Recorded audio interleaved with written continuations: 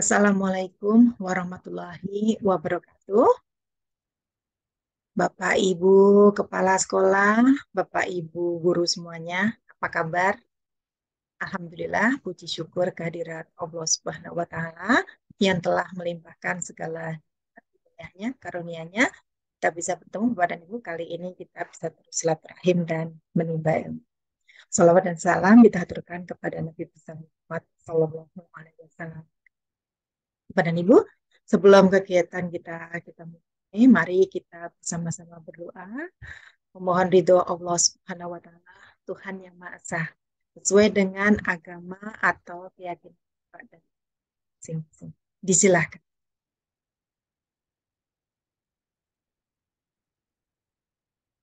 Alhamdulillah, Bapak dan Ibu, semoga Allah meridhoi apa yang kita laksanakan dan bisa bermanfaat ke depannya. Amin. Bapak dan Ibu, pada kurikulum Merdeka, kita mendapatkan kurikulum. Ada yang mirip dengan kurikulum sebelumnya, namun ada juga yang baru. Nah, untuk mata pelajaran intrakurikuler ada kemiripan Bapak dan Ibu ya. Namun demikian pada kokurikuler muncul istilah baru pembelajaran yang harus dilaksanakan oleh siswa atau peserta didik atau murid, yaitu proyek penguatan profil pelajar Pancasila. Ya, kita mudahnya kita sebut P5 Bapak dan Ibu ya. Bagaimana Bapak dan Ibu, apakah sudah bisa melaksanakan dengan sempurna atau masih ada yang perlu didiskusikan? Ya. Nah, bagi rekan-rekan yang di sekolahnya masih menggunakan kurikulum 2013, mari kita belajar. Kali ini kita akan melihat gambaran bagaimana menyiapkan proyek penguatan profil pelajar Pancasila. Nah, untuk rekan-rekan yang sekolahnya sudah menjadi sekolah penggerak atau sekolahnya mengimplementasikan kurikulum Merdeka mandiri berubah atau mandiri berbagi. Nah, kita bisa saling mengasah, saling asih dan saling asuh ya, menguatkan Bapak dan Ibu ya.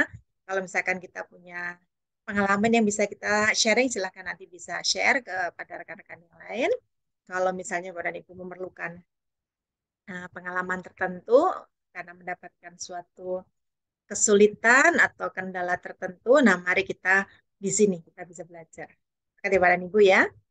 Baik, bagaimana menyiapkan proyek penguatan profil pelajar Pancasila? Sama saya, Listiawati, pengawas sekolah. Ya. Baik, Bapak dan Ibu, kalau pada kurikulum-kurikulum sebelumnya, kita mengenal ada istilah discovery learning, problem based learning, ya.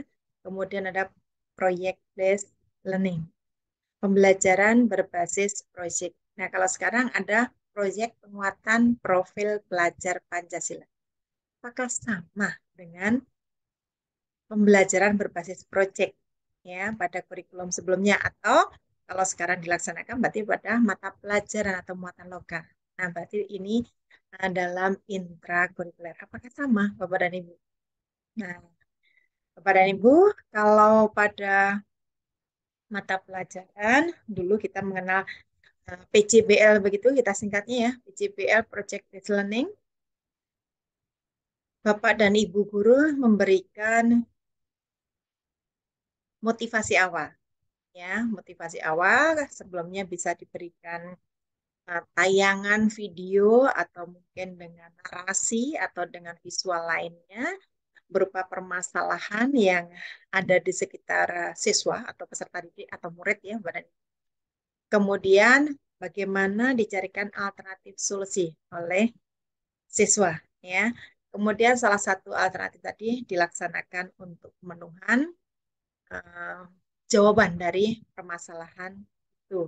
Kemudian dilaksanakan secara berkelompok dalam kegiatan proyek. Nah, Bapak dan Ibu, untuk kurikulum Merdeka kita kuatkan kembali proyek ini dengan mengingat ada, Bapak dan Ibu tentu saja akan mengingat ya, Ki Hajar Dewantoro atau Ki Hajar Dewantara ya, Bapak Pendidikan kita yang setiap tanggal 2 Mei diperingati sebagai Hari Pendidikan Nasional, tanggal lahir beliau. Ya, Ki Hajar Dewantoro menyampaikan filosofi perlulah anak-anak ini di sekolahnya waktu itu Taman Siswa, kita dekatkan hidupnya kepada peri kehidupan rakyat agar supaya mereka tidak hanya memiliki pengetahuan saja tentang hidup rakyatnya, akan tetapi juga dapat mengalaminya sendiri dan kemudian tidak hidup berpisahan dengan rakyatnya. Jadi di sini bahwa ketika siswa atau peserta didik atau murid itu belajar, maka akan menjadi melekat ya, tidak terpisahkan dengan kehidupan sehari-hari sehingga ketika pembelajarannya dengan mengalami sendiri bagaimana mencari alternatif solusi dari permasalahan yang ada di sekitarnya, maka diharapkan ke depannya di hari-hari selanjutnya masa depan siswa akan mudah untuk mencari solusi jika ada permasalahan yang serupa.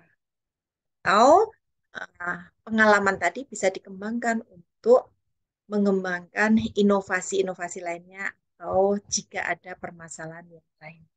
Nah, berangkat dari itu Bapak dan Ibu, kita menengok pembelajaran kita selama ini yang seharusnya student center berpusat pada siswa. Kadangkala rekan-rekan kita mengajar di kelas masih juga fokusnya lebih banyak pada guru. Mengapa? Kadangkala, oh iya ini materinya banyak, jadi kalau tidak diterangkan bagaimana? Nah, Bapak dan Ibu, ada latar belakang tersebut, maka ada beberapa poin yang perlu digarisbawahi pada kurikulum Merdeka sehingga adanya kurikulum Merdeka. Ya, pengurangan beban belajar di kelas, khususnya untuk mata pelajaran atau intrakurikuler, agar siswa punya banyak kesempatan untuk belajar dengan setting yang berbeda. Ya, less format atau less structure, more interactive. Jadi, Bapak dan Ibu, ketika selama ini mungkin pembelajaran yang kita laksanakan, ini masih banyak tuntutan materinya. Nah, sekarang ini materinya tidak sebanyak yang dulu, tapi diperbanyak pada aktivitas. Ya. Aktivitas yang bisa memberikan pengalaman langsung atau tidak langsung secara positif. Ya, sehingga ada pembelajaran yang lebih bermakna, interaksinya lebih banyak, dan uh, dikuatkan dalam komunitas atau berkelompok, berkolaborasi. Baik, selanjutnya, mengeksplorasi isu dalam bentuk proyek, memberikan ruang lebih besar untuk mengenali, memahami, dan mendalami suatu isu. Maksudnya begini, ketika pembelajaran yang digunakan itu menggunakan modelnya itu proyek Bapak dan Ibu, maka siswa kita bisa mengeksplor isu-isu atau hal-hal yang terkait yang kekinian untuk dicarikan pemecahan permasalahannya atau mungkin pengembangan inovasi yang ada sehingga siswa memiliki ruang yang lebih luas untuk bergerak, berpikir dan mengembangkan dirinya ya. Sehingga mereka siswa itu bisa mengenali, memahami dan mendalami sesuatu isu itu dengan lebih baik lagi. Nah, selanjutnya diharapkan siswa dapat menjadi warga Indonesia dan warga dunia yang bertanggung jawab dan berkontribusi. Jadi, ketika pembelajaran hanya dengan hafalan, tentu saja bagaimana siswanya akan menerapkannya tidak akan sama dengan ketika siswanya melakukan sendiri. Ya, Bapak Ibu kita sepakat ya, kalau misalkan siswa kita juga melaksanakan pengalaman langsung, maka kita akan memiliki pemahaman lebih tinggi dan kita bisa menggunakannya dalam kehidupan sehari-hari. Ya, sehingga bisa bermanfaat baik bagi diri sendiri maupun sebagai warga sosial. Nah, baik. Bapak dan Ibu berangkat dari sana, maka ada proyek penguatan profil pelajar Pancasila. Jadi, siswa kita sudah memiliki karakter positif. Nah, sekarang dikuatkan menggunakan proyek-proyek. Baik. Nah, proyek penguatan profil pelajar Pancasila. Kita memanggilnya P5, Bapak dan Ibu ya. Adalah unit pembelajaran terintegrasi, bukan tematik. Ya, P5 terpisah dari intrakurikuler. Maksudnya begini. Jadi, kalau ada mata pelajaran baik yang muatan nasional kelompok A maupun yang kelompok B, ataupun ada muatan lokal, nah ini disebut dengan intrakurikuler. Kalau proyek yang ada di mata pelajaran ini berarti masuk dalam intrakurikuler. Pembelajaran berbasis proyek ya. Walaupun tugasnya yang lain ya masih masuk dalam intrakurikuler. Kalau nanti proyeknya itu masuk ke tidak. Kalau ke nanti, nah tergantung penilaiannya Bapak dan Ibu ya nanti untuk penilaian yang sekarang dimasukkan ke yang di dalam pelaporan orang tua rapor itu yang sumatif ya. Baik. Bapak dan Ibu, bedanya terintegrasi dengan tematik itu apa? Ya, kita tengok yang tulisan di tengah ini, Bapak dan Ibu ya. Baik, yang terintegrasi itu maksudnya bahwa pengetahuan dan keterampilan atau kompetensi yang dalam proyek terdiri dari lintas disiplin ilmu berpadu dan melebur, tidak dipisahkan lagi mana yang merupakan bagian dan mapel-mapel mana. Begini Pak dan Ibu ya.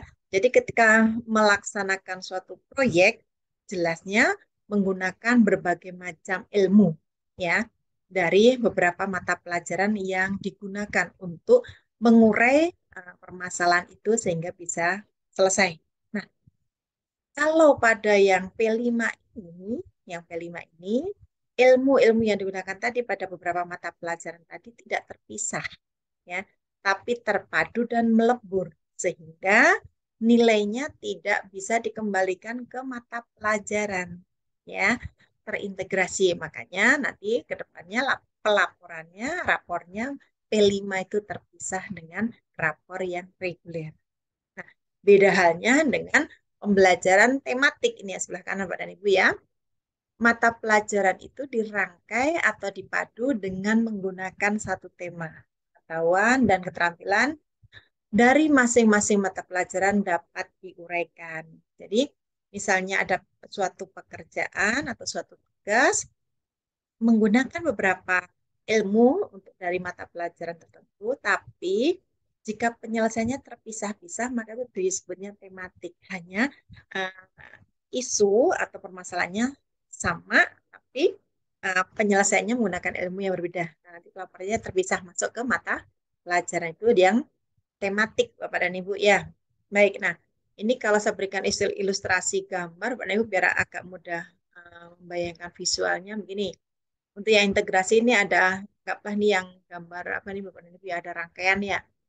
Untuk bisa membuat lampunya menyala, itu diperlukan ada kabel, ada rangkaian, beberapa rangkaian, hambatan dan sebagainya itu ya, Bapak dan Ibu ya. Saklar ya. Nah, itu memberikan satu fungsi untuk memberikan penerangan. Nah, tidak bisa dilepas-lepas, jadi kesatuan. Dibutuhkan berapa komponen ya, dibutuhkan berapa ilmu di sana. Nah, itu nilainya jadi satu. Kalau misalkan rangkaian itu bisa lampunya menyala dengan terang, dengan uh, mungkin bisa diotomatiskan atau bagaimana tergantung pada tujuannya saat itu. Nah, itu termasuk yang integrasi, terintegrasi. Beda halnya dengan yang gambar yang kanan nih Bapak dan Ibu ya, puzzle ya. Ini ilustrasi saja Bapak dan Ibu untuk memberikan apa namanya visualisasi dari bedanya integrasi dengan tematik. Jadi kalau yang puzzle ini begini, misalnya diperlukan beberapa ilmu dari beberapa mata pelajaran, tapi masih bisa dipisahkan. ya. Jadi satu puzzle, satu puzzle, satu puzzle membentuk bangunan project misalnya ya. Nah, anggaplah satu puzzle itu adalah satu mata pelajaran. Gitu. Jadi nanti bisa pelaporannya kembali ke mata pelajaran masing-masing itu untuk yang pembelajaran tema. Nah, baik kembali ke tulisan yang di atas Sobat dan Ibu. P5 untuk memudahkan kita bagaimana nanti melaksanakannya dari persiapan sampai ke laporannya, penilaiannya, ya. Kita bayangkan sebagai sebuah perjalanan. Ya. Jadi ketika sebuah perjalanan itu, maka Bapak dan Ibu sebelum memulai perjalanan, maka kita tentukan dulu, nih, yang baris kedua Bapak dan Ibu ya, kemana tujuannya. Nah, Bapak dan Ibu tidak mungkin dong akan mengatakan, kita akan pergi berapa lama, sementara tujuannya belum tahu, begitu ya. Nah, dari Jakarta mau ke Jogja, pertanyaan selanjutnya, tempatnya sudah ditentukan, tujuannya sudah ditentukan. Selanjutnya apa? Kita mau berangkat kapan? Kita berangkat menggunakan apa?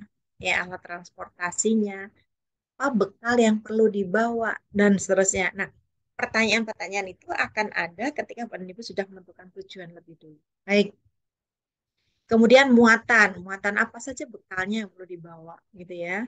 Kegiatan apa saja, apa yang bisa kita lakukan? Apakah kita mengayuh sepeda atau menaiki sepeda motor atau mobil atau naik kereta atau pesawat, begitu ya. Bapak dan Ibu, ini akan menentukan seberapa lama kita berjalan, seberapa banyak hal yang kita perlukan, apa saja macamnya, dan seterusnya. Baik, kegiatan pembelajaran proyek tidak harus dikaitkan dengan tujuan dan materi pada pelajaran intrakurikuler. Maksudnya, tujuan pada P5 ini tidak harus terkait dengan kompetensi yang ada pada mata pelajaran. Boleh berbeda pada boleh ya, silahkan. Jadi ini pada isu-isu yang ada di sekitar sekolah, di sekitar siswa, agar bisa dijadikan pembelajaran bagaimana mengatasi permasalahan itu jika ada ke depan, ya, untuk sarana pembelajaran. Baik, Bapak dan Ibu, ke tulisan yang paling bawah. Nah, ini kalau kita sudah menyiapkan tadi perbekalan dan segala macamnya, bagaimana kita mulai perjalanan ini untuk melaksanakan pembelajaran P5. Ya, setelah menentukan tujuan, kemudian Bapak dan Ibu menyiapkan alat transportasinya apa, bagaimana mencapainya, kemudian berapa orang yang kita ajak serta dalam perjalanan kita, bekalnya apa saja, dan seterusnya. Nah, kalau begitu berarti Bapak dan Ibu, P5 apakah bisa kita laksanakan tiba-tiba? Anak-anak, besok kita akan P5, misalnya begitu. Silahkan kalian laksanakan ini. Tidak bisa, Bapak Ibu ya. Kita perlu persiapan. Ya, persiapan agar perjalanan tadi, perjalanan P5 ya, berhasil dan sukses. Baik. Nah, Bapak dan Ibu, P5 dalam pelaksanaannya memiliki prinsip-prinsip yang harus diingat dan kita hormati ya. Holistik atau menyeluruh. Maksudnya, menelaah tema secara utuh dan keterhubungan berbagai hal untuk memahami isu secara mendalam. Jadi begini, ketika ada isu atau suatu permasalahan, itu ditengoknya secara utuh, bukan sebagian-sebagian, agar mendapatkan pemahaman yang utuh dan mendalam. Ya, Bapak dan Ibu, jelas ya kalau misalkan kita melihat dari sisi tertentu, maka yang tampak hanya sisi tersebut, sisi yang lain tidak tahu. Sehingga bisa jadi yang diputuskan untuk menyelesaikan permasalahan itu belum tentu yang sesuai atau tepat. Baik, holistik maksudnya berikutnya, setiap tema proyeknya bukan merupakan sebuah wadah tematik yang menghimpun beragam mata pelajaran. Yang tadi ya Pak dan Ibu ya, memang nanti P5 itu ada 7 tema pilihan. Tapi bukan berarti pembelajarannya tematik, tapi terintegrasi. Jadi saling mengait, saling melebur. Kalau tematik masih bisa dipisah-pisahkan meskipun menggunakan beberapa ilmu dari mata pelajaran lain.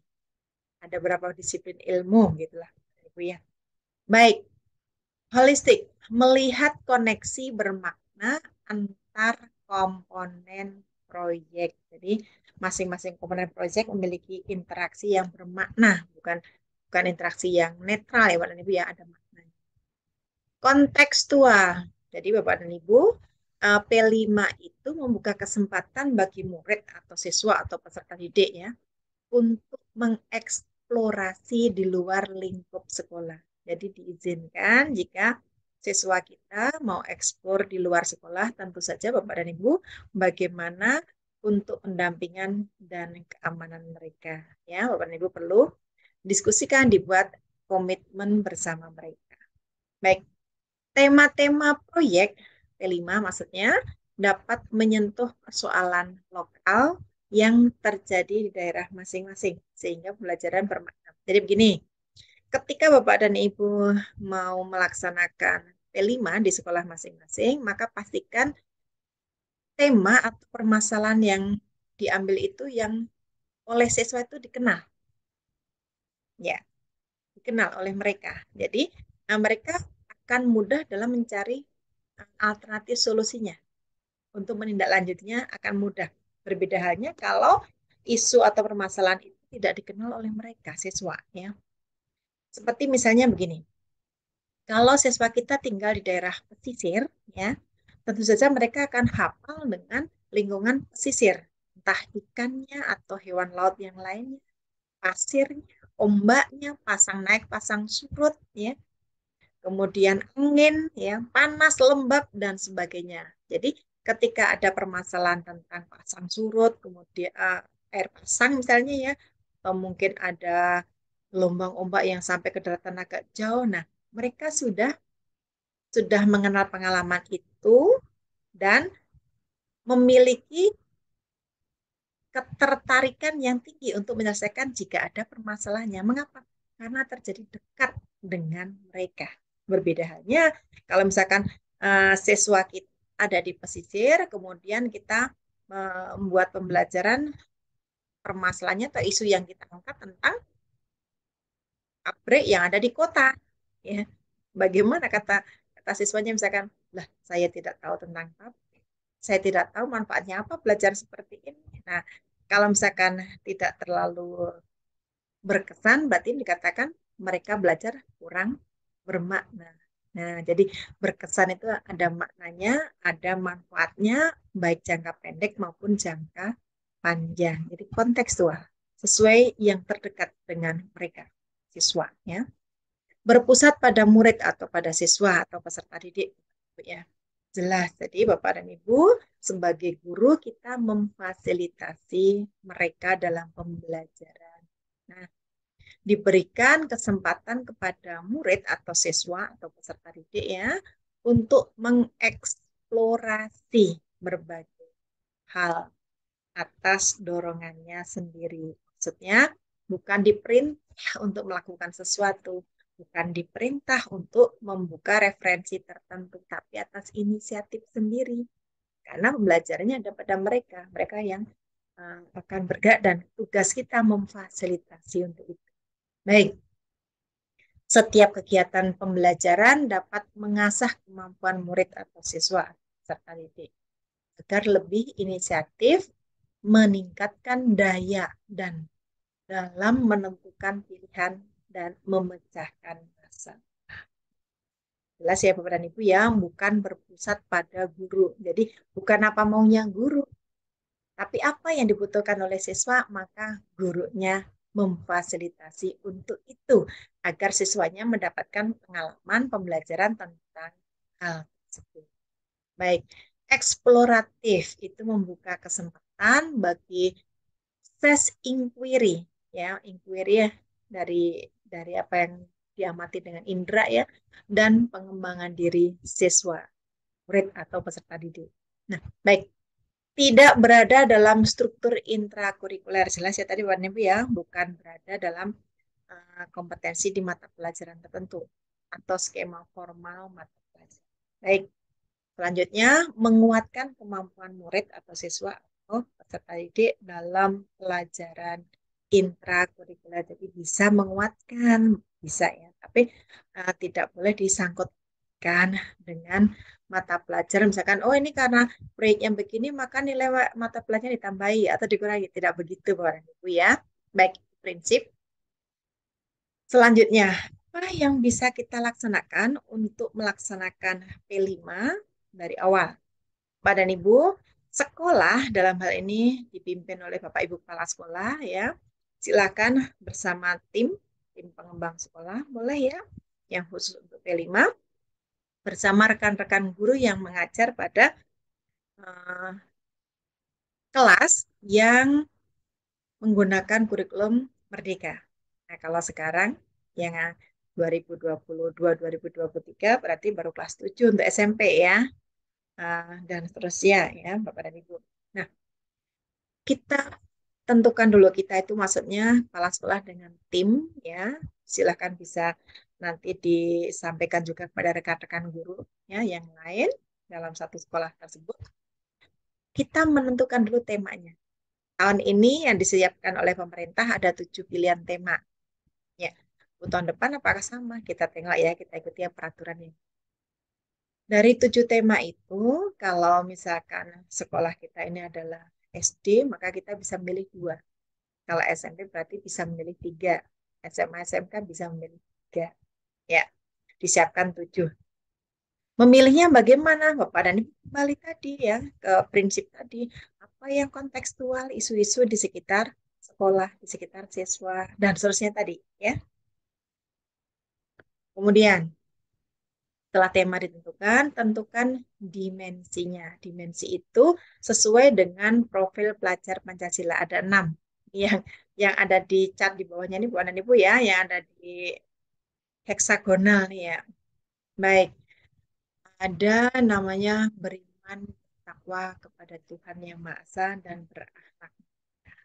Ada berkebinekaan global, ada mandiri, ada bergotong royong, ada bernalar kritis, ada kreatif. Nah, dimensi yang diambil bisa mengambil 2 dimensi ya. Baik, 3 boleh, boleh 2. 1 boleh, jangan ya kalau bisa 2 minimum ya. Baik, kemudian setiap dimensi kita urai, masing-masing dimensi ada memiliki beberapa elemen. Nah, kita bisa mengambil minimum 1 elemen dari setiap dimensi. Baik, kemudian kalau yang biasa, biasanya elemennya 2 ya pada Ibu ya. Di dalam elemen ada sub-elemen, kita tentukan. Silahkan dipilih ya, minimum 1 sub-elemen. Diulang. Jadi kita tentukan temanya, 1 tahun itu ada 3 tema untuk SMP, ya. 3 tema, kemudian setiap tema ditentukan dulu dimensinya. Pada Ibu bisa minimum 2, tapi kalau bisa 3 ya, 2 atau 3 ya. Dimensi dalam 1 tema, kemudian elemennya ditentukan, minimum 1 dimensi itu diurai dalam 1 elemen, 2 boleh, boleh.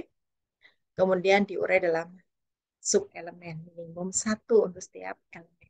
Baik, nah diharapkan ke depannya siswa kita akan terbentuk profil pelajar Pancasila yang mantap.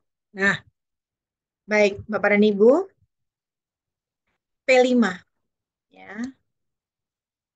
Ini temanya ada 7 tema untuk sekarang ini Bapak dan Ibu ya. Kedepannya bagaimana apakah sama? Kalau misalkan ada peraturan yang baru kita ikuti yang baru. Kalau belum ada berarti kita ikuti yang sekarang ini masih sama. Ada 7 tema. Proyek penguatan profil pelajar Pancasila. P5. Perubahan iklim global. Tema pertama ya. Ini misalnya berhubungan dengan bagaimana menjaga iklim global sehubungan dengan banyaknya sampah di sekitar ya, sehingga termasuk ada peningkatan CO, CO2, dan seterusnya. Jadi, misalnya gerakan yang berhubungan dengan mengurangi sampah, mengurangi jumlah sampah, menggunakan kembali recycle. Kemudian, Apa recycle, use, reduce, ya. Baik, ada yang pengurangan, ada mungkin melebur kembali ya. Misalnya di sana pencegahan agar sampahnya tidak banyak. Contohnya. Kearifan lokal, tema yang kedua. Jadi, di sekitar kita, di sekitar sekolah, di sekitar siswa, ada beberapa unggulan lokal dan itu bisa memiliki nilai bagi dunia luar dan bisa jadi ini menjadikan nilai keunggulan ya yang bisa mendatangkan peningkatan income bagi daerah tersebut ya. Misalnya ini contohnya ada batik di daerah tertentu ya ini contoh ya. Berarti boleh Bu nanti kalau temanya ini kita melaksanakan membuat batik mulai dari menggambar desainnya sampai jadi batik yang bisa digunakan. Silahkan ya. Apa? Misalnya karena ada degradasi apa yang pakaian tradisional tidak dikenal oleh atau kurang dikenal oleh generasi baru. Nah, itu degradasinya tadi kita selesaikan dengan cara apa? Mari bersama-sama pelajarnya, siswanya itu membuat desain batik setempat, batik setempatnya, Bapak dan Ibu ya. Baik, tema ketiga, Bhinneka Tunggal Ika. Ini untuk seluruh jenjang, baik SD, SMP, SMA, SMA. Jadi yang beragam, beraneka ragam yang ada di sekitar kita, mungkin karena isu dari agama, ras, adat, namun tetap memiliki menjaga kesatuan dan persatuan. Wujud kegiatannya apa? Silahkan. Tema keempat, bangunlah jiwa dan raganya. Ini untuk SMP, SMA, dan SMK. SD-nya tidak ya Bapak dan Ibu ya. Tapi gambarnya gambar sih. Ini untuk memudahkan gerakan ya. Jadi ini bisa berupa inovasi gerakan olahraga. Ini contohnya senam. Ya. Contohnya senam atau mungkin kesehatan dari raga. Nah, silakan proyeknya. Suara demokrasi, tema yang kelima. Jadi bagaimana berlatih pemilihan secara jujur dan adil. Contoh ya, ada kotak suara bagaimana membuat simulasi, simulasi pemilu atau mungkin bukan simulasi ya. Pemilihan sesungguhnya pemilihan ketua OSIS. Baik, tema berrekayasa dan berteknologi untuk membangun NKRI, Negara Kesatuan Republik Indonesia. Bagaimana proyeknya? Silahkan ya. Yang terakhir, tema terakhir pilihan kewirausahaan. Jadi bagaimana siswa kita bisa memiliki nilai lebih dari kewirausahaan. Contoh bisa juga berupa jasa atau menghasilkan produk tertentu yang kewirausahaan ini bisa meningkatkan juga atau pendapatan keluarga. Baik, ini buat Ibu ya, di SD itu diambil minimum 2 tema, kalau SMP, SMA, SMK bisa 3 tema minimum. Baik, selanjutnya, misalnya sudah ditentukan temanya, 1 tahun itu ada 3 tema, ya, diambil tema 1, 2, 3, misalnya. Ya. Nah, apakah nanti dilaksanakan itu 1 tahun pelajaran itu 12 bulan, apakah harus dibagi 3 persis? Tidak, Bapak dan Ibu ya. Jadi pelaksanaannya bisa mungkin yang 12 bulan itu tidak dibagi 3 persis jadi 4, 4, 4. Boleh juga ada yang panjang, ada yang lebih pendek misalnya. Proyek yang pertama 6 bulan, proyek yang kedua 4 bulan, proyek yang ketiga 2 bulan boleh. Ya, tergantung pada tadi temanya, kemudian dimensinya yang diambil apa saja. Ya, baik dari tema kemudian ke dimensi. Maksudnya apa? Ini kedalamannya Bapak dan Ibu ya. Dimensi proyek penguatan profil pelajar Pancasila AP5. Dimensinya ini berhubungan dengan profil pelajar Pancasila sama Bapak dan Ibu ya. Tadi yang beriman bertakwa kepada Tuhan Yang Maha Esa dan berakhlak. Dan seterusnya sampai dimensi kreatif. Baik.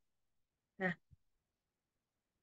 selanjutnya kalau sudah ditentukan temanya, kemudian dimensinya kita pilih elemennya dan subelemen. Ini yang saya cetak hijau ini adalah apa, Bapak dan Ibu? Dimensi. Yang saya cetak tulisan merah ini adalah elemen. Yang saya cetak tulisan hitam ini adalah subelemen.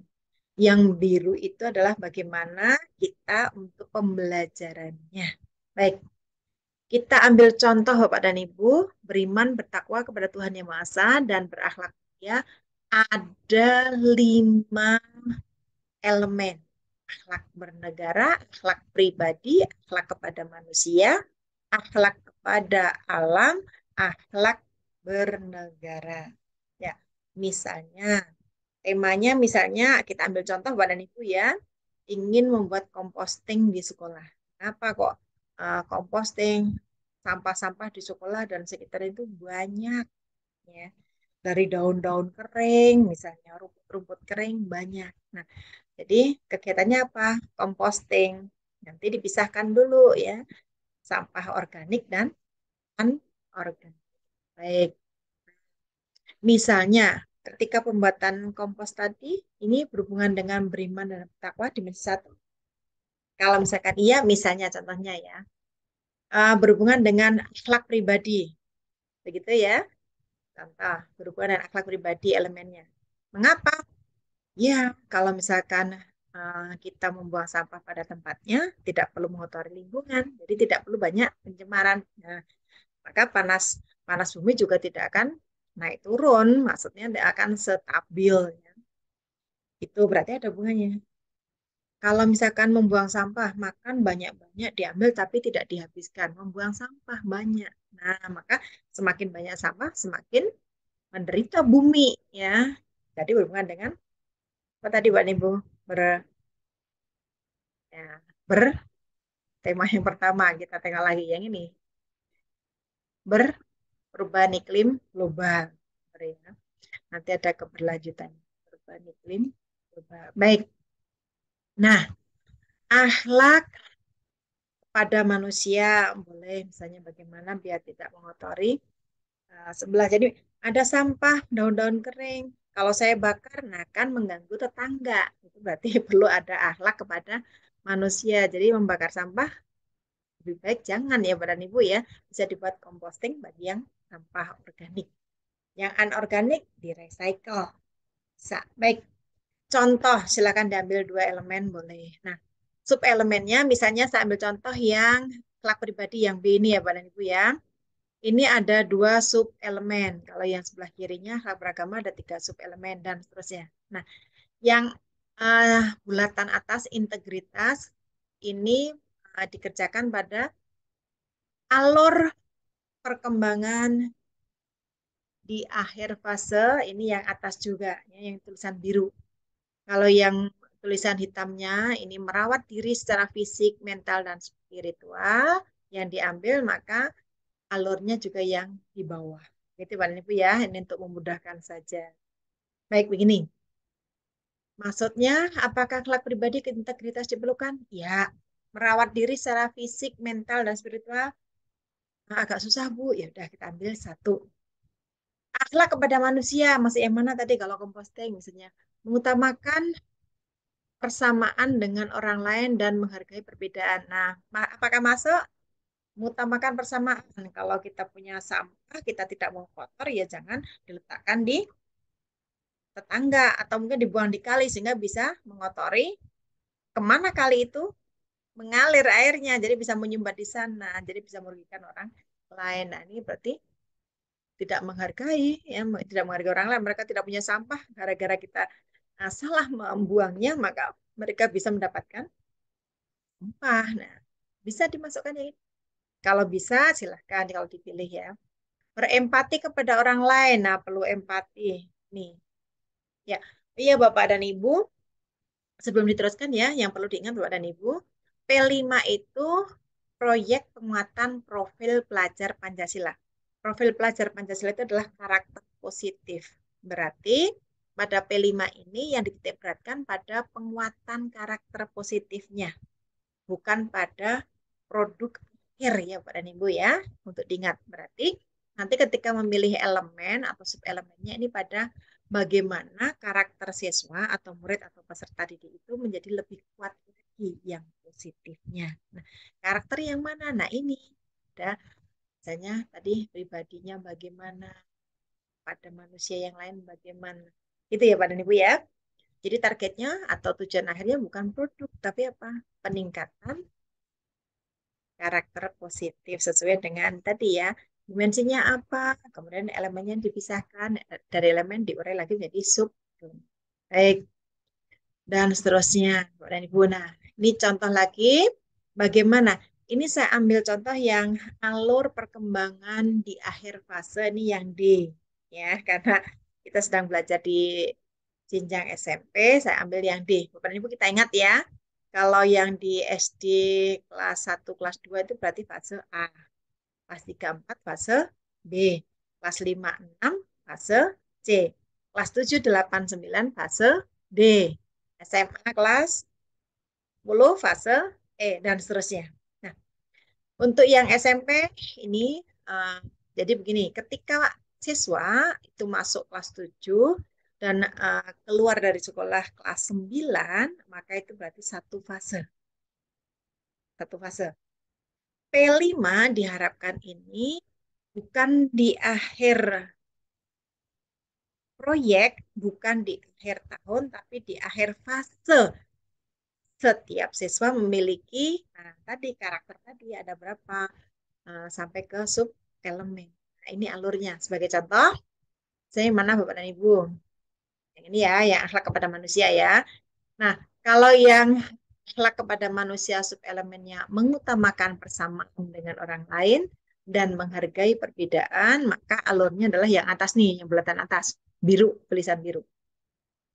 Mengidentifikasi pentingnya menjaga keseimbangan kesehatan jasmani, mental, dan rohani, serta berupaya menyeimbangkan aktivitas fisik, sosial, dan ibadah. Nah, ini apakah nanti ada hubungannya dari sampah tadi ada tidak misalnya?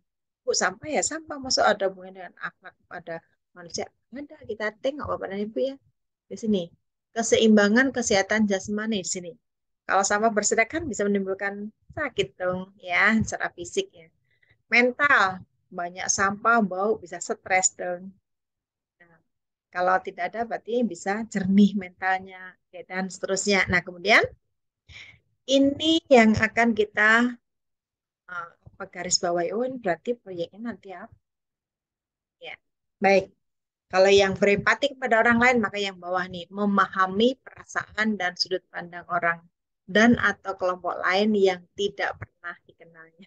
Jadi ini juga menjadi sangat kuat, Bapak dan Ibu, ketika siswa itu belajar bagaimana memahami um, pandangan orang lain, sementara dia tidak ada di sisi pandang yang di situ, itu bisa menjaga perasaan. Oh, kalau misalkan ada di posisi sini, siswanya tidak terlalu nyaman, maka kita tidak akan melakukan hal yang itu. Siswanya kalau dapat pembelajaran seperti itu, kedepannya juga akan mengembangkan. Ketika tidak nyaman diomeli atau apa namanya, disebut dengan kalimat tertentu yang tidak nyaman, maka siswanya tidak akan menyebutkan itu ya. Atau mungkin ketika kotor bisa menimbulkan penyakit, maka dia tidak akan memberikan sampah itu kepada orang lain, karena orang lain juga bisa sakit kalau ada sampah.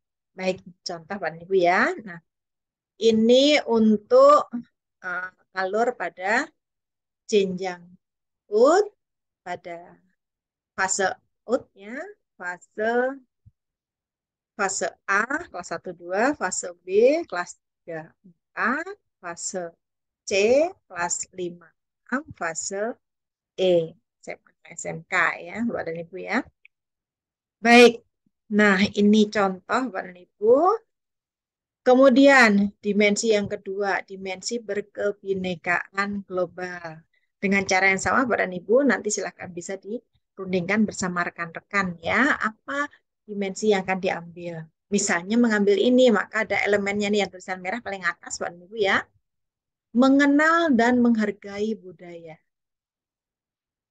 Jadi dunia ini beragam. Iya, segala macam beragam. Iya, bagaimana ini ya elemen yang kata ya, mengenal dan menghargai budaya yang beragam tadi, mengenal di luar juga mengenal di internal.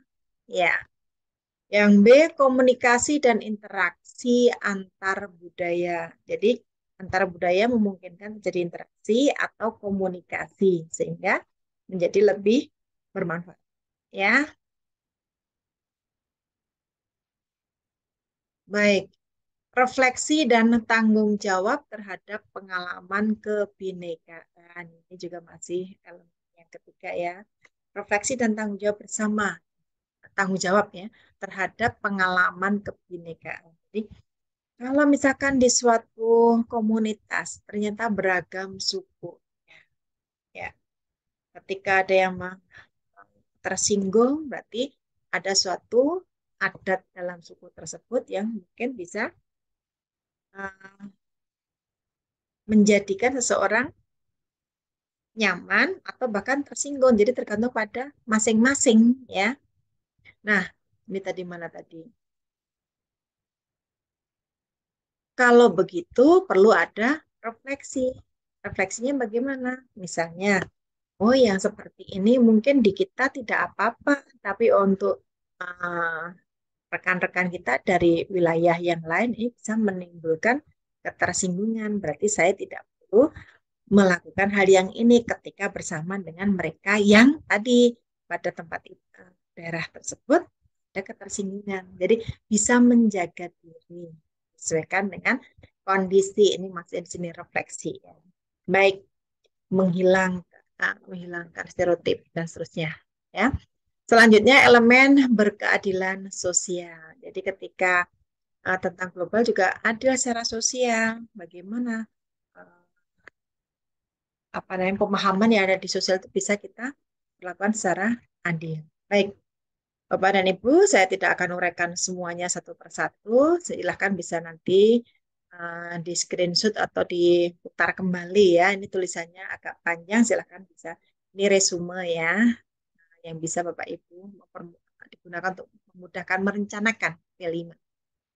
Baik, ini pada fase PAUD, fase A, B, C, dan E ya untuk dimensi 2 berkebinekaan global. Baik, dimensi ketiga bergotong royong. Elemennya ada 3. Ringkas nih Bapak dan Ibu. Kolaborasi, kepedulian, dan berbagi untuk dimensi gotong royong. Kolaborasi jelas ya, ada kerjasama, elemennya ada komunikasi untuk mencapai tujuan bersama. Jadi komunikasi bisa tertulis, bisa lisan ya, untuk mencapai tujuan bersama. Itu namanya termasuk dalam ranah kolaborasi. Kemudian saling ketergantungan positif. Kemudian koordinasi sosial. Jadi kolaborasi saling ketergantungan, saling membutuhkan. Koordinasi sosial, bagaimana perincian tugasnya, dan seterusnya. Jadi kalau misalkan nanti proyek itu dikerjakan oleh kelompok, maka perlu ada pembagian tugas yang jelas agar tidak menimbulkan kecemburuan pada personal lainnya. Baik yang fase D, alurnya setelah akhir fase D, ini yang saya kasih tanda merah jambu nih Pak dan Ibu ya. Baik, ini kalau yang kolaborasi, kemudian kepedulian ada tanggap terhadap lingkungan sosial, tanggap terhadap persepsi sosial, persepsi, pandang ya, bagaimana, oh seperti ini bagaimana, dan seterusnya. Baik, untuk berbagi, elemen berbagi, kemampuan berbagi. Jadi kalau misalkan mau berbagi harus tahu kemampuannya. Ini saya sudah bisa belum berbagi. Jangan sampai kita tidak ada, tapi dibagi semua ya. Atau boleh tidak Bapak dan Ibu kalau seperti itu. Nah, silakan Bapak dan Ibu ya disesuaikan kembali ya, menyesuaikan dengan elemen-elemen yang lainnya. Selanjutnya, mengupayakan diri dan kelompoknya untuk memberi. Nah, membiasakan untuk suka memberi, bukan suka menerima. Nah, ini jika jika itu yang akan kita latihkan, maka dimensi yang diambil adalah bergotong royong. Baik, ini masih gotong royong untuk fase A, fase B, fase C, fase E. Selanjutnya, dimensi yang keempat, mandiri.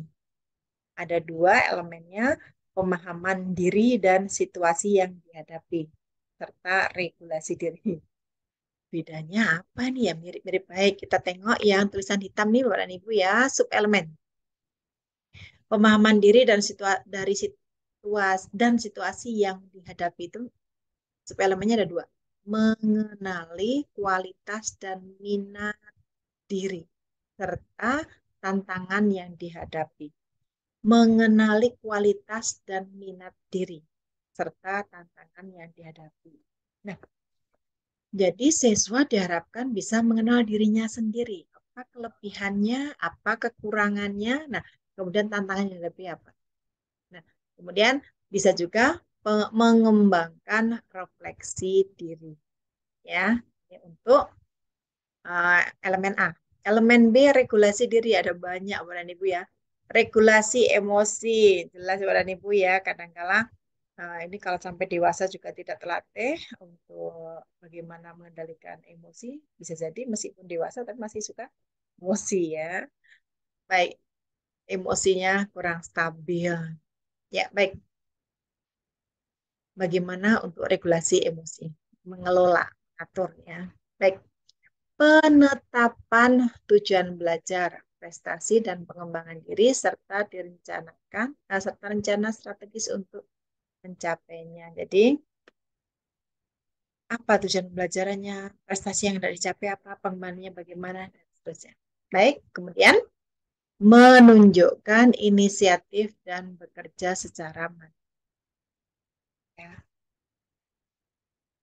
Tidak tergantung pada orang lain. Contoh, wah si Anu tidak mengerjakan, saya juga nggak usah mengerjakan. Nah, itu berarti belum mandiri. Baik, selanjutnya mengembangkan pengendalian dan disiplin diri. Jelas ya, percaya diri, tangguh, resilient, dan adaptif. Ini maksudnya daya lenting begitu Pak dan Ibu ya. Nah, pernah mendengar istilah itu ya, daya lenting, daya apa ya, begitu, mantul. Nah, kalau siswa kita menghadapi kendala, dia daya lentingnya tinggi, maka bisa menyesuaikan dan tidak apa ya, terpuruk dengan permasalahan itu, memiliki daya lenting yang tinggi.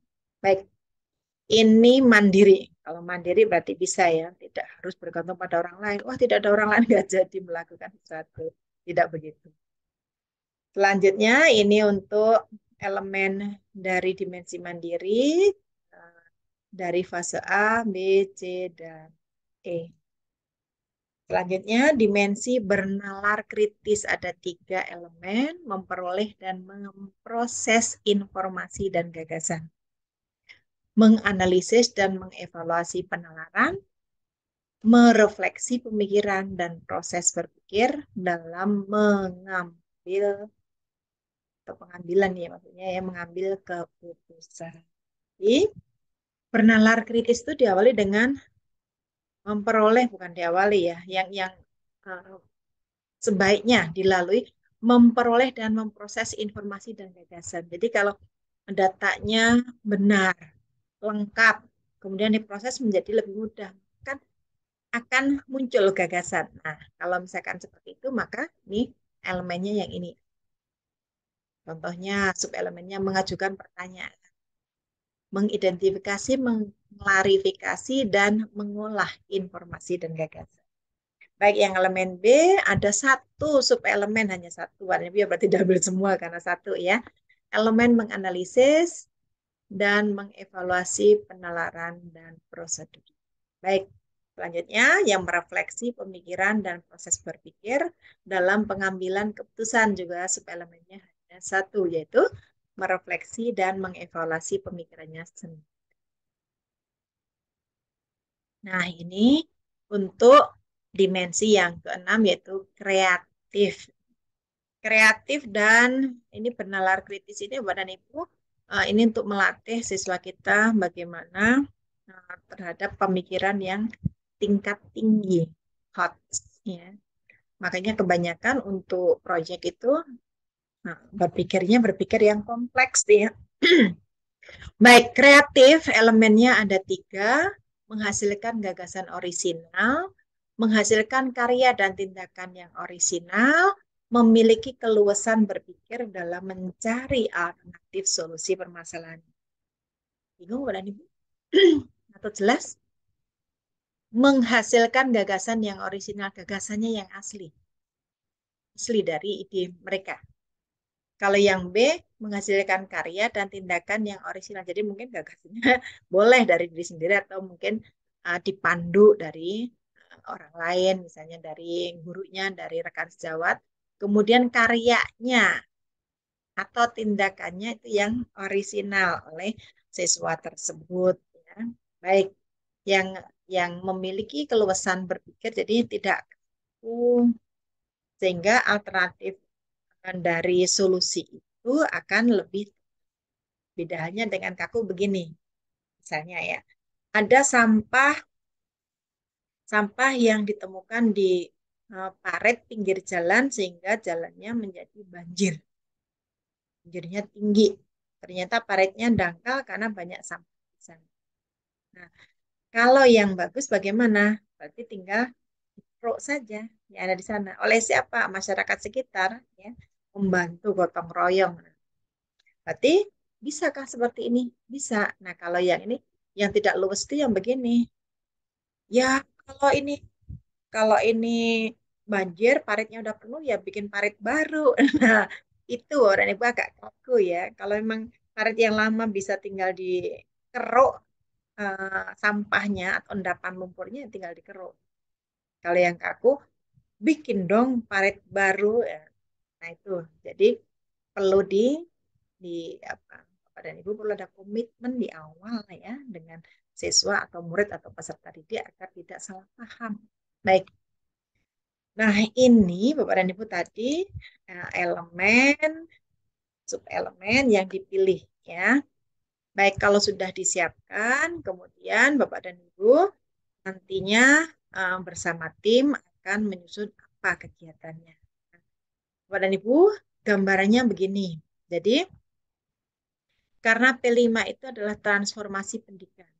Ya, tujuan yang akan dicapai dalam transformasi atau perubahan pendidikan kita. Ini yang 6 tadi ya. Um, Profil pelajar Pancasila yang 6 yang di tengah ini dimiliki oleh pelajar Indonesia depannya.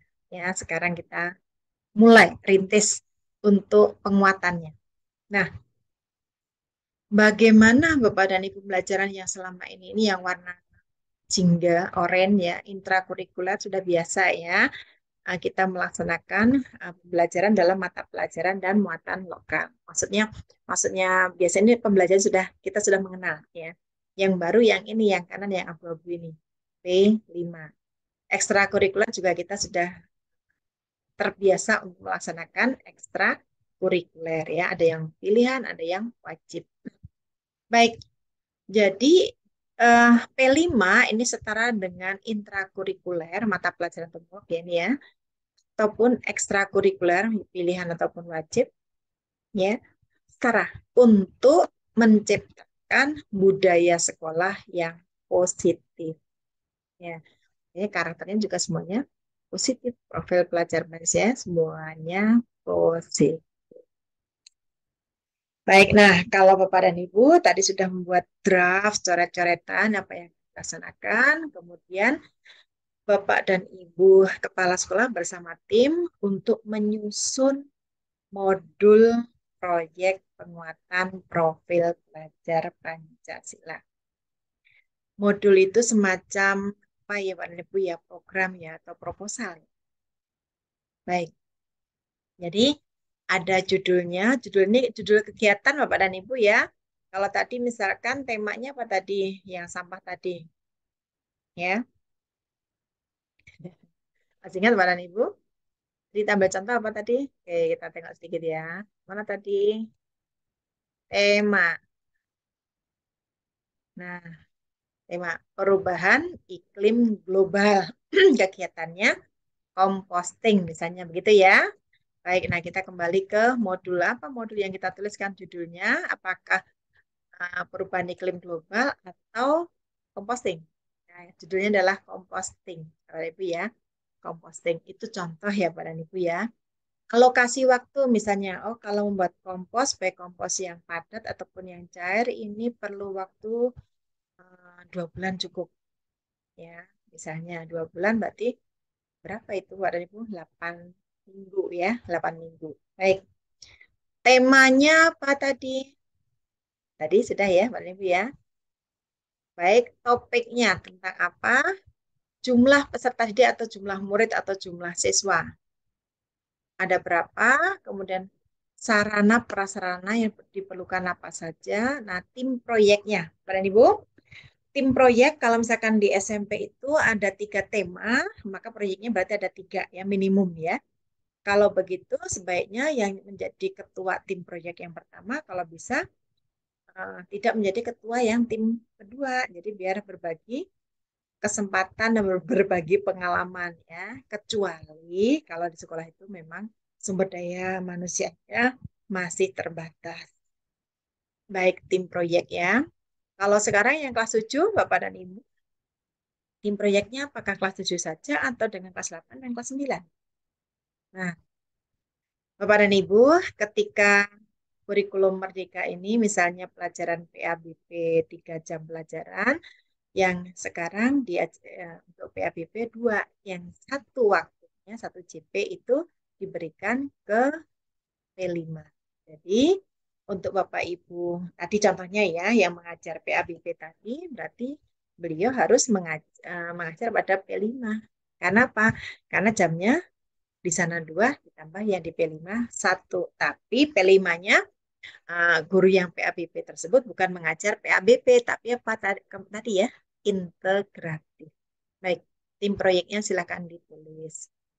Kemudian permasalahan yang ingin ditelaah. Oh, kalau tadi composting apa permasalahannya? Misalnya banyaknya sampah atau banyaknya kasus penyakit atau malah longsornya gunungan sampah atau mungkin banjir karena tumpukan sampah. Nah, yang ada di sekitar sekolah atau sekitar siswa.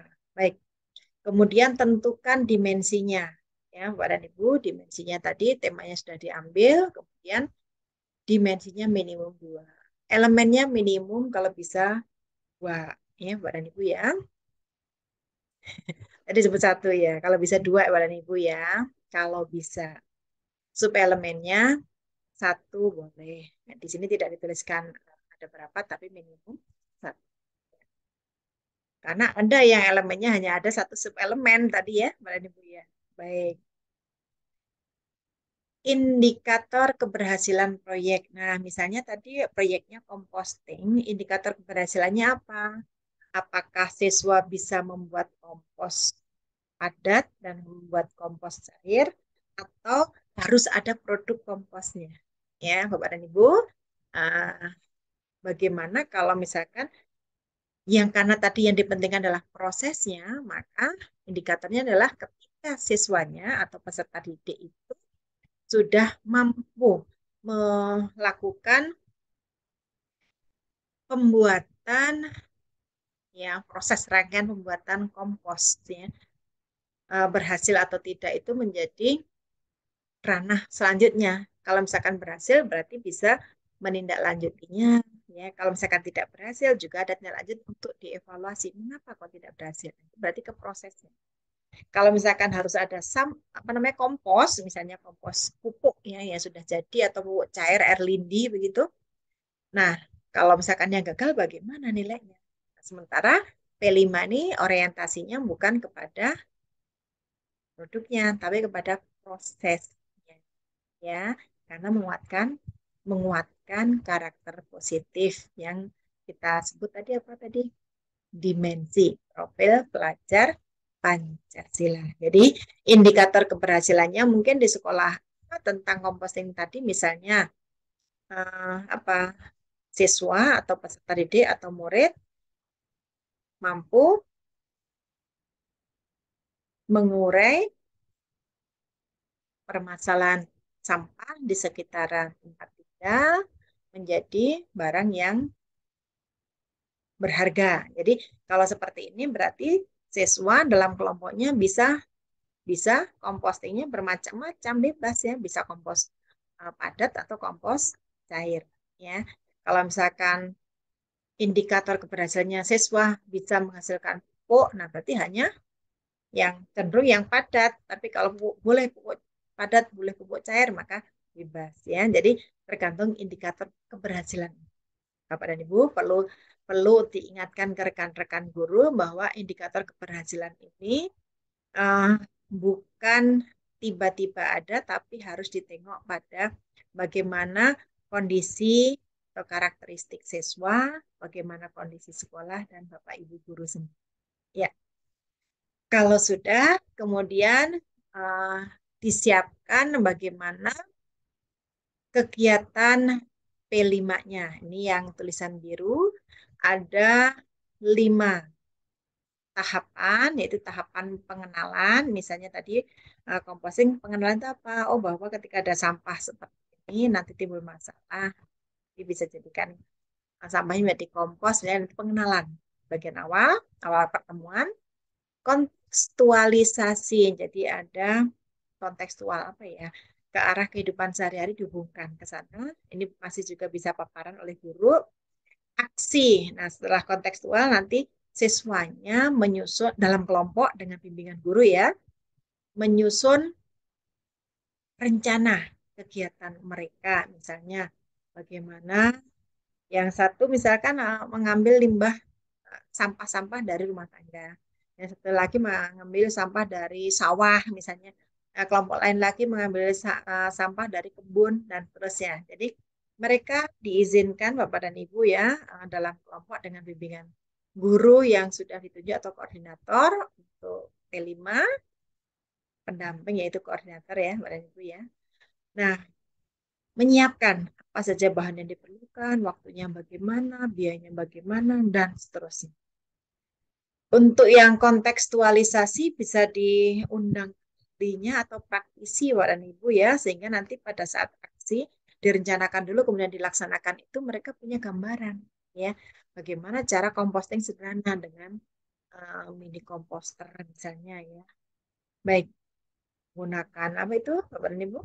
Menggunakan bak bekas cat atau bekas minuman begitu ya digunakan untuk composting limbah rumah tangga misalnya berupa sayuran, potongan sayur dan sebagainya. Kemudian setelah dilaksanakan, direncanakan, kemudian dilaksanakan, ada dokumentasinya, nah kemudian dipresentasikan. Ya, kalau misalnya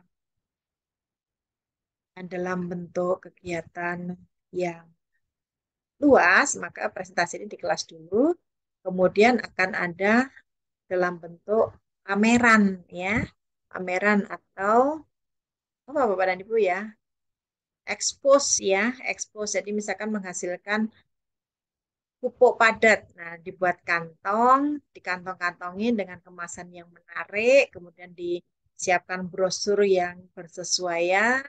Kalau misalkan yang pupuk cair dikemas dalam botol tertentu, dibuat label-label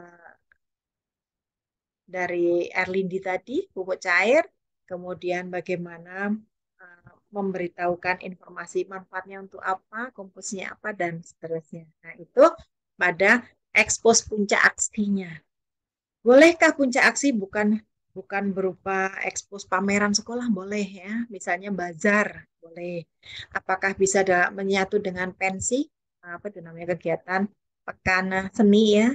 Bisa ya. Jadi bisa berupa bazar, bisa juga berupa kegiatan bersama di panggung begitu. Nah, kalau kegiatan perlu di panggung, apa penampilan begitu, silahkan. Ya, yang jelas ada aksi di sana.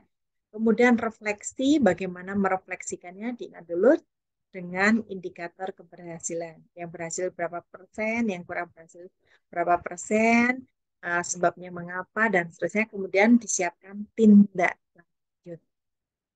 Baik, Bapak dan Ibu, semoga tergambar ya. Kalau yang pada proyek mata pelajaran bagaimana? Apakah seperti ini, Bapak dan Ibu? Nah, Kalau proyek mata pelajaran lebih sederhana karena yang melaksanakan gurunya sendiri, guru mata pelajaran tersebut ya. Jadi ada permasalahan, kemudian siswanya dalam kelompok menyiapkan juga tadi perencanaan, kemudian alternatif solusi dikerjakan dan presentasi selesai. Ya, apakah perlu ada ekspos? Tidak harus ya. Kalau begitu mirip Bapak dan Ibu. Ya, mirip, hanya bedanya tadi Bapak dan Ibu ya, penilaiannya tadi bagaimana? Kalau pada eh, mata pelajaran yang intrakurikuler, misalnya begini, mata pelajaran ya, proyek tadi untuk mendukung kompetensi tertentu. Ya, jadi nanti nilainya masuk ke nilai yang sumatif mata pelajaran. Ya, kalau itu nanti dadakan assessment di sana. Kemudian kalau pada yang P5, maka yang dinilai adalah bukan kompetensi mata pelajaran, tapi apa? Tadi karakter profil pelajar Pancasila yang dipilih tadi. Ada berapa tadi? Ya, misalnya ada 3 dimensi ya berarti 3. Kalau 2 berarti 2. Begitu Pak dan Ibu ya. Nilainya masuk kemana? Nilainya tersendiri untuk P5. Ya, jadi raportnya juga tersendiri, tidak dimasukkan ke mata pelajaran tertentu. Nah, ini contoh Bapak dan Ibu untuk mengembangkan profil kreatif. Ya, tujuannya contoh ya, Bapak dan Ibu ini contoh ya. Pelajar Indonesia merupakan pelajar sepanjang hayat yang memiliki kompetensi global dan berperilaku sesuai dengan nilai-nilai Pancasila. Kompetensi pelajar Pancasila. Pelajar yang kreatif, karena tadi yang diambil kreatif ya, mampu memodifikasi dan menghasilkan sesuatu yang orisinal, bermakna, bermanfaat, dan berdampak. Ini kata-kata dari apa, Pak dan Ibu? Tadi ya, ada elemen dan sub-elemen. Nah, contoh elaborasi atau penerapan secara konkret pada kurikulum Merdeka, atau kita menyebutnya dengan Merdeka Belajar ya. Apa yang akan dilakukan pelajar? Contohnya, setiap kegiatan pembelajaran, peserta didik atau siswa atau murid diharuskan membuat sesuatu yang orisinal, asli, ya, sendiri ya, berupa ide atau gagasan menjadi suatu karya. Jadi, kalau yang disebut kreatif itu jika siswanya atau muridnya tadi menghasilkan dari ide atau gagasan menghasilkan karya. Selanjutnya, mengapa harus kreatif? Karena kurangnya minat dan menghasilkan ide gagasan baru. Terbiasa menggunakan sesuatu yang sudah ada tanpa diperbarui sesuai zamannya. Jadi Bapak dan Ibu termasuk kita sebagai guru ya. Kalau misalkan ada soal-soal atau mungkin penilaian dari atau untuk murid kita, untuk siswa kita.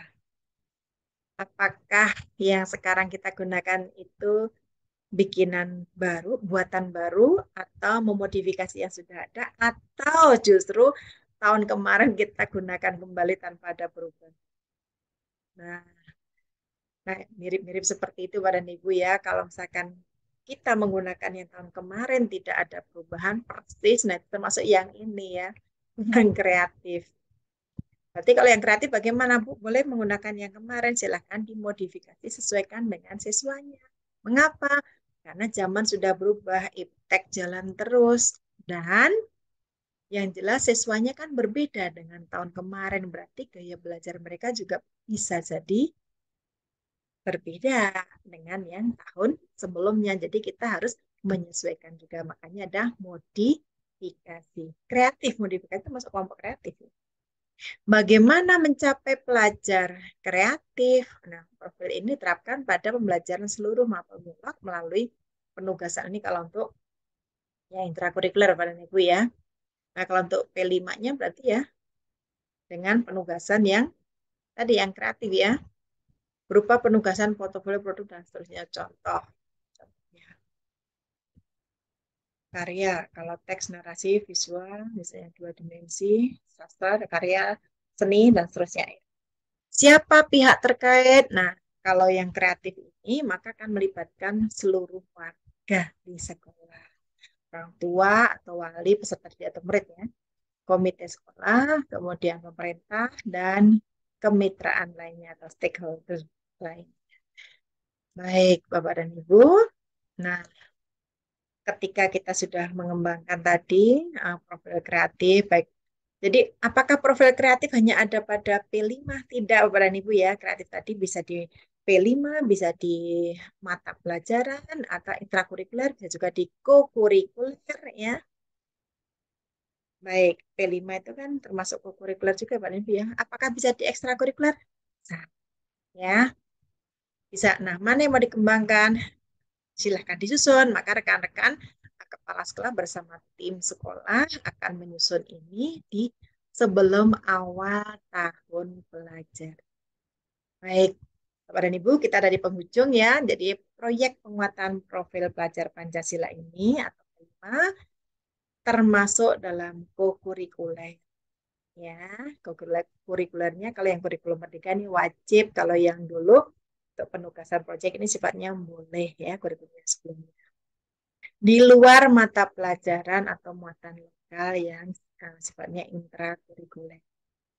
Kelima, itu terintegrasi dari berbagai kompetensi, bukan tematik. Ya, kalau tematik masih bisa diurai per mata pelajaran. Nah, kalau terintegrasi berarti apa istilah sekarang ya, blend begitu ya, blend apa ter, terlebur jadi satu begitu. Baik. P5 dilaksanakan oleh tim, jelas ya Pak dan Ibu ya, tidak bisa sendiri ya.